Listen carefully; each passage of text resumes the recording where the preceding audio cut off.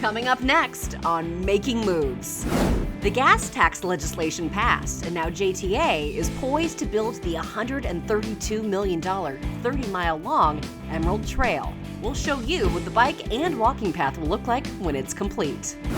Years in the making, a new $600 million development on the city's South Bank has finally broken ground.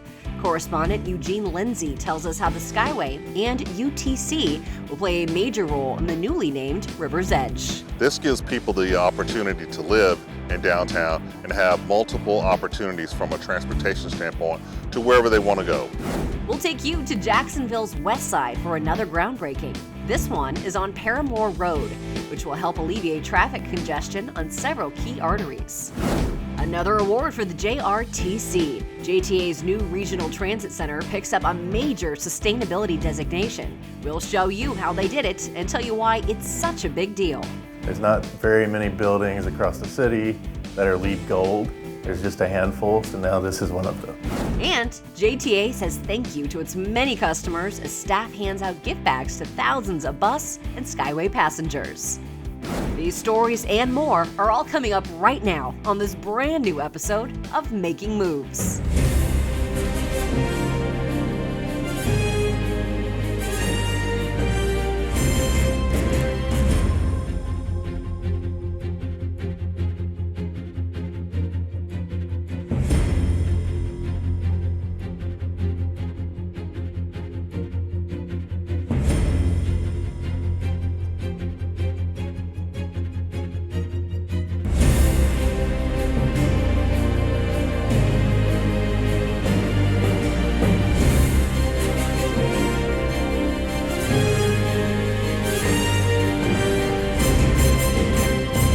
Hello and welcome to Making Moves. I'm Bill Milnes. Thanks for taking some time to join us today.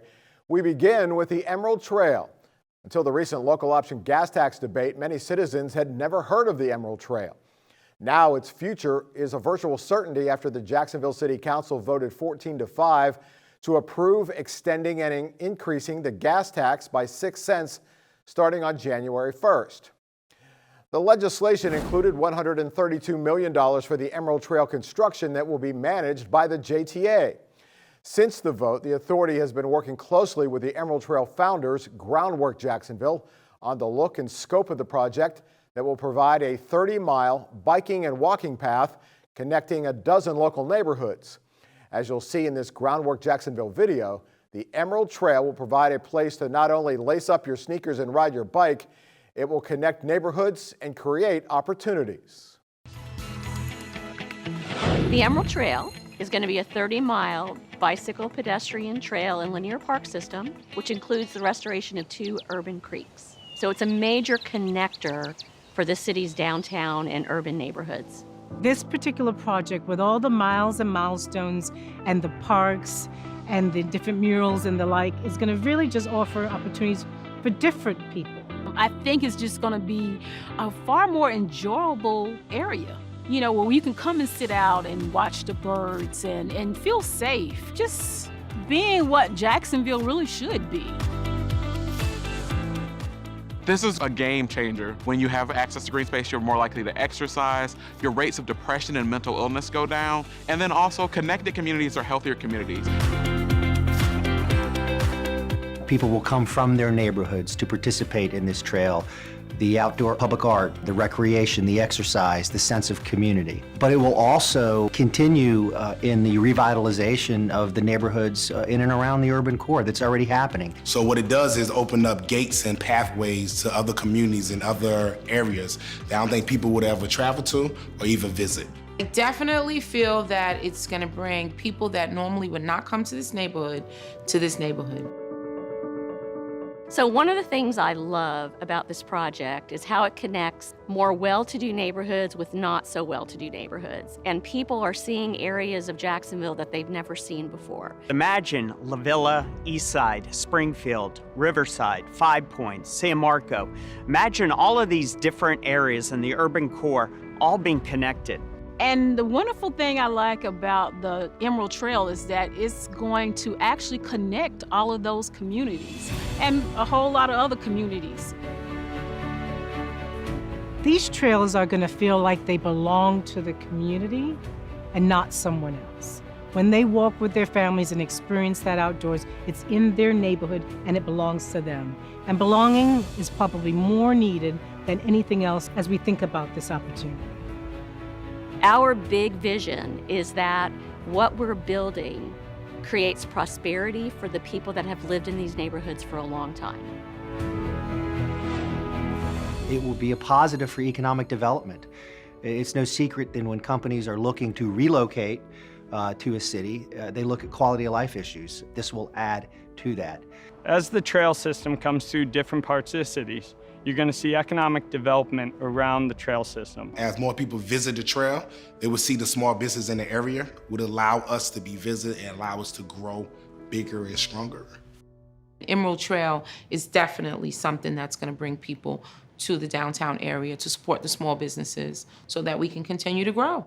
So in other cities where they've had this kind of forward thinking, whether it's Manhattan or Atlanta, it's been transformational for the communities. It's been a tremendous return on investment. If you're familiar with Atlanta, Georgia, then you've probably heard of Atlanta's Beltline. And what's coming with Groundworks Emerald Trail is the Jacksonville version of that. The Beltline has become Atlanta's second or third biggest tourist attraction, and people will come spend a couple of hours walking, going into the buildings where there are retail experiences, restaurants, taverns, coffee houses, all kinds of things to do. More activity downtown as a result of the trail will grow existing small businesses and will attract entrepreneurs to create and start new businesses in and around the area. In late 2018, we bought the Union Terminal warehouse, and what gave us the confidence to purchase it at that time, not only were the transformations that were occurring in downtown Jacksonville and around the Stadium District, but the key activation that Groundworks is bringing with the Emerald Trail. We've seen it in Atlanta. We've seen the businesses that are going to locate either in our building or right down the way. We know that people want to be there. We want to be part of that ecosystem that is coming. It's my goal that when I leave office in a few years, that this project is moving on time and that it's set up in a way that it has to be completed. We need to do this. We need to do this now. This project is going to impact Jacksonville for literally generations.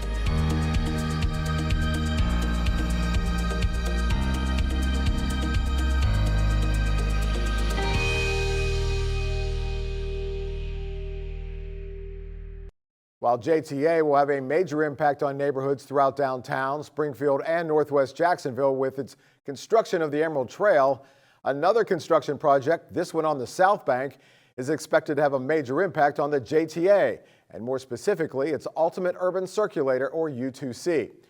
Making Moves senior correspondent Eugene Lindsay tells us about the River's Edge, a new $600 million development being built just steps from JTA's Kings Avenue station. This plot of land next to the Duval County School Board was for decades the home of a JEA Southside generating power plant.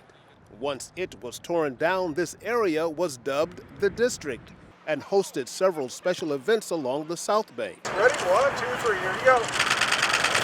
Well, now it has a brand new name. It's River's Edge, Life on the St. John's. Developers say life along this portion of the South Bank will become a true destination spot, bringing life and synergy to the area. We're going to be providing a place that people can come, enjoy. You're going to see and hear about the parks that are coming. The retail activation that's going to be part of it. The housing opportunities. It really is going to be symbolic of that live, work, play community. Preston Hollow Capital, the investment company out of Dallas, Texas, who's leading the project, says this development will not be done in phases, but as a single project. In fact, they've already begun laying the infrastructure, and when complete, River's Edge Life on the St. John's will host residential living, office space, a hotel, retail space, a 125-slip marina, and riverfront parks, making this a destination for all to enjoy. And whether you choose to live, work, or just play at River's Edge, those closely involved in the project say its ease of access to mass transit will certainly be a benefit. This project will be an ultimate work, live, play project itself. That also intertwines the mobility within downtown. So by having transit close by, whether you're going to take the Skyway, whether you're going to take U2C, or whether from a bus location, this gives people the opportunity to live in downtown and have multiple opportunities from a transportation standpoint to wherever they want to go. Having transit close by really helps this particular project. What you're really going to have is an entire Riverwalk loop that takes you within a block of the Skyway station. So I think that's a real opportunity for people, whether you're on the North Bank and you want to come walk the South Bank loop, or to use that Skyway station or the Skyway system or its replacement to access this. Also, just from a transit perspective, the proximity of that location to any future expansion of the system through the U2C coming down to Grade and going into San Marco, that station will serve as a hub, which will be absolutely accessible to this site. This massive project will cover 32 acres with an estimated price tag of $600 million. Mayor Lenny Curry says this groundbreaking has long been anticipated and will be a turning point for the community that will bring some much-needed activity and vibrancy to the urban core. And as River's Edge begin to take shape, the JTA stands poised and ready to meet the transportation needs in this developing community. Along Jacksonville's South Bank, Eugene Lindsay, JTA, Making Moves. The Jacksonville Regional Transportation Center at LaVilla has received accolades since it opened in May of last year. People rave about its unique look, the beautiful blue glass front, the way the Skyway drives into the building's second floor, and a list of amenities that far exceed its predecessor, the Rosa Parks Station. But it's what you don't see that might actually be the most impressive. As Making Moves correspondent Karen Adams reports, the JRTC was recently awarded LEED Gold status for its sustainability, energy efficiency, and environmentally friendly building standards. Beyond its beautiful and unique crescent-shaped facade, the Jacksonville Regional Transportation Center has even more to offer than you might realize. The 67,000 square foot building is considered a green building, meaning its structure and processes inside make it environmentally friendly and energy efficient. So we have sensors in each and every room within the building. Inside the offices, each office has its own sensor, which detects occupancy when you're in your office. It knows you're there, turns the lights on or off, off when you leave, as well as what's called daylight harvesting. So it can actually detect how much light's coming in from the sun, from the exterior of the building, and adjust the lighting level accordingly. The building cost nearly $60 million to complete, but JTA executives like Andrew Rogers say that in the long run, because of its sustainability, the building will exist long into the future and maintain its conservation of energy at the same time. Probably one of the most signature attributes is all of the glass.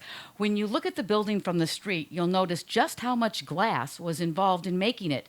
And again, that was all done with a purpose of saving money and being environmentally green. So there's a lot of neat aspects about the glass. It's designed for thermal efficiencies, so the thickness is one aspect of that. Also, most importantly, it's a two-color spandrel glass, which means if you look around the building, you see some panels that are clear, other panels that are blue. So those blue areas control how much heat comes into the building. And it's not only the glass that makes this massive building energy efficient. It also has a white heat reflective roof on top of the building, reflecting more of the light from the sun, which conserves energy. You might also be surprised to know that much of what is inside this building was made with actual recycled material. A lot of the products in the building, furniture, cabinets, the doors in the offices are made of partially recycled material. So again, looking at that whole, let's lessen the environmental impact, that was really prevalent throughout everything we did here. Being one of only a handful of buildings in Jacksonville certified as a LEED building, which stands for Leadership in Energy and Environmental Design, this is something that took extreme thoughtfulness and years of planning. JTA CEO Nat Ford really pushed to get the plans over the finish line and make this healthy construction framework a reality. Yeah, so the JRTC itself was really something that was thought about for decades. However, once Mr. Ford came on board as the CEO and work to get funding, get us a path to go forward. From there, it was really lightning speed. Lightning speed, aided by a strategy to both design and build simultaneously in phases to save time and money. In LaVilla, Karen Adams, JTA Making Moves. This is the second JTA building to be marked as LEED certified. The authority's intercity bus terminal directly across the street from the JRTC and leased by Greyhound was awarded LEED Silver designation back in 2019. At the time, it was one of only 5 government buildings in Jacksonville with a LEED designation. Up next on Making Moves. As Jacksonville's vaccination rate climbs to nearly 40%, JTA's Wellness on Wheels initiative continues to provide free COVID-19 vaccinations to anyone who wants one. We have an update. And JTA holds its annual Customer Appreciation Day, giving away gift bags to thousands of bus and Skyway passengers. That's all next when Making Moves continues.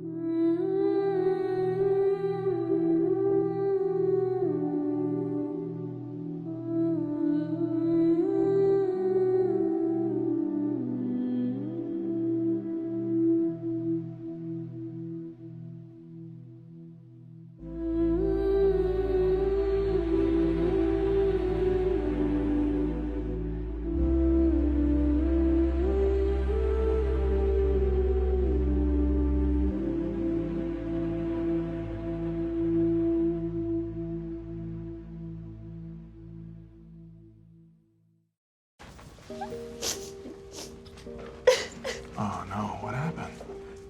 Dave. Oh, I got this. Hey, kiddo. Dad. It's good though, good. Try.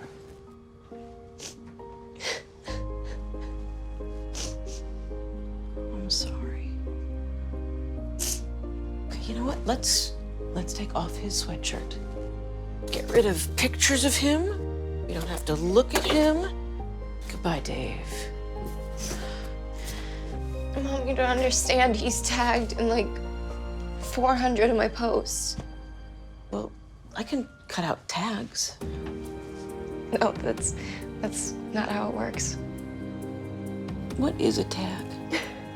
You don't have to be perfect to be a perfect parent. Thousands of teens in foster care would love to share their first with you. You're watching Making Moves, the most honored transportation news and information program of its kind in the country. Collins Road on Jacksonville's west side was once a sleepy 2-lane roadway, mostly serving several modest housing developments. Traffic got busy during peak times, but nothing all that unbearable. Then the folks living near Collins found out how progress could change all that when both a Walmart Supercenter and a Costco opened nearby, generating much more traffic than Collins Road's 2 lanes was built to handle. So for the past 2 years, JTA has been expanding Collins from 2 to 4 lanes with a median, bike lanes, new sidewalks, and drainage. Work on Phase 1 between Old Middleburg Road and Schindler Drive is complete, and Phase 2 from Schindler to Rampart Road is now just months from completion. We're starting to see the lime rock go in, and once that's compacted and prepped, you'll begin to see the paving. And once the paving's complete, you'll see the striping come in, and then they'll eventually be able to shift the traffic onto both sides, and we'll essentially be done except for final striping. With traffic around Collins Road expected to continue to increase over the next 20 years, this expansion is vital to the quality of life here. The traffic is projected to double. When we started this project, the traffic study said there was 22,000 people using this road, which was a little over capacity for a 2-lane road. By about 2040, the traffic is projected to be about 44,000. The work on Collins Road is expected to be completed next spring. In other construction news, Parramore Road on Jacksonville's west side abruptly ends with this road closed sign. Soon, Parramore will extend through this wooded area, turn right between two retention ponds, and connect to Youngerman Circle in Argyle, next to the Keith Pearson Toyota dealership, and just south of Interstate 295. JTA recently broke ground on the Parramore Road project. Yeah, this thoroughfare is going to be extremely important for the community as well as us here with Ascension and St. Vincent's. That way we can better serve our community with emergency care, and as we mentioned earlier, obviously cutting critical minutes off of transport to our facility, whether it be by car or by EMS. It's going to be fantastic for the community and for us so we can serve our patients appropriately. Well, it's going to help the transportation mainly from Collins Road to Youngerman Circle. And if there's some type of traffic accident on 295, then people can get around that. It'll be great to be able to access Youngerman instead of having to go all the way around. So I can go to Youngerman from here and then go to my house. It would be so much quicker. When it opens, Parramore is expected to filter about 12,000 cars a day away from busy Collins Road and Blanding Boulevard. JTA's Wellness on Wheels partnership with Agape Family Health was recently recognized during a White House press briefing on COVID-19 vaccination efforts and in a speech by new Secretary of Transportation Pete Buttigieg. In Jacksonville, Florida, the Transportation Authority there helped to launch Wellness on Wheels, a mobile vaccine service ensuring that seniors and underserved communities had the opportunity to secure those critically needed vaccinations. And these are the kinds of efforts that are going to get more support. As you know, JTA and Agape have combined to take JTA's fully equipped wellness buses to various sites around the city to get as many people vaccinated against COVID-19 as possible. As of mid-June, the Wellness on Wheels tour has vaccinated around 6,800 area residents. JTA and Agape are currently offering free daily vaccinations at the Gateway Town Center for as long as there's a demand for the service. As of June 15th, 39% of Jacksonville's adults had received at least one dose of a vaccination. When we come back, we're at JTA's Customer Appreciation Day. That story right after this message. Roll over. Chance high five. All right. When you adopt a shelter pet, you discover all the things that make them unique. And your mother and...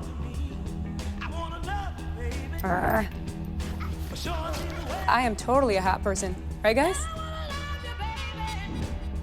Thanks for being honest. They're a little bit of a lot of things, but they're all pure love. Adopt pure love at theshelterpetproject.org. When I was your age, I was just like you, fascinated by stars.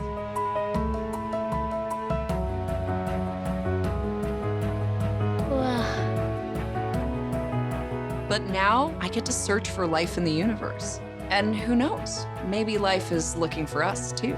So we're like aliens to them? Yeah. Does anyone want to be a scientist now? I do.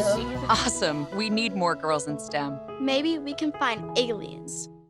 The COVID-19 vaccines can be our chance to get back to our plans, who we are, what we miss, to get back to each other, to life.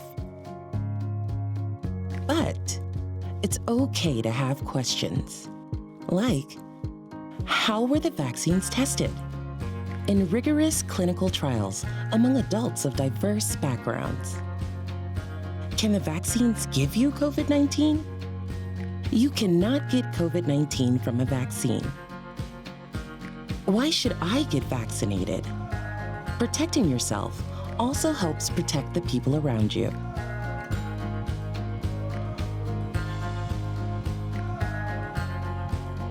Find the latest information at getvaccineanswers.org.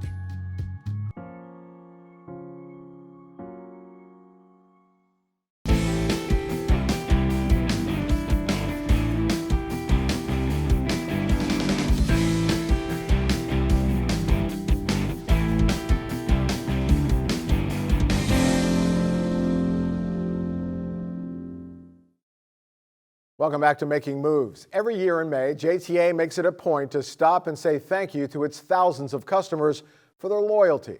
Considering the past year, that sentiment was never more true.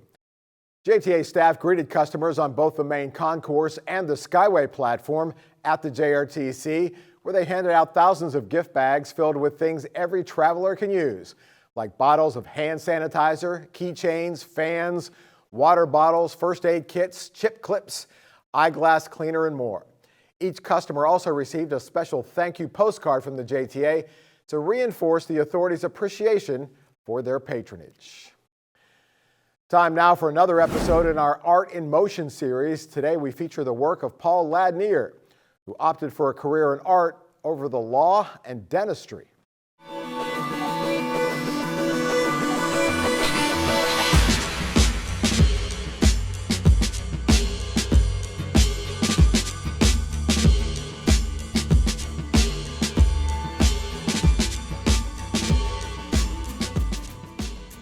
To be at all successful, you kind of have to know what you're doing as far as your ability to see and transform, paint, draw, look at things objectively and decide what you're going to do with them.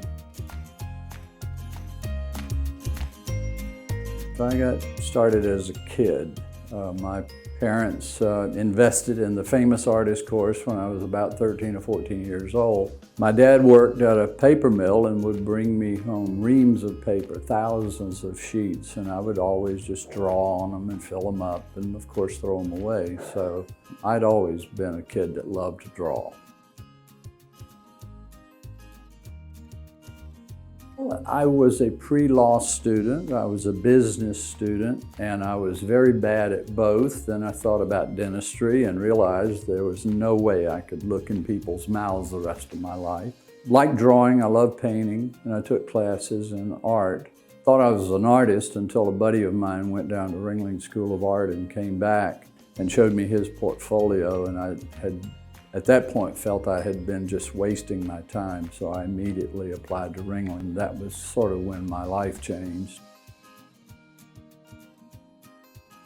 The short story is this is my backyard. So I wake up every morning and I look out at this, and the truth is there's a lifetime of paintings just sitting on my back porch. My wife and I, when we bought the house, we were just kind of looking for a house with a view. The creek is Starrett Creek.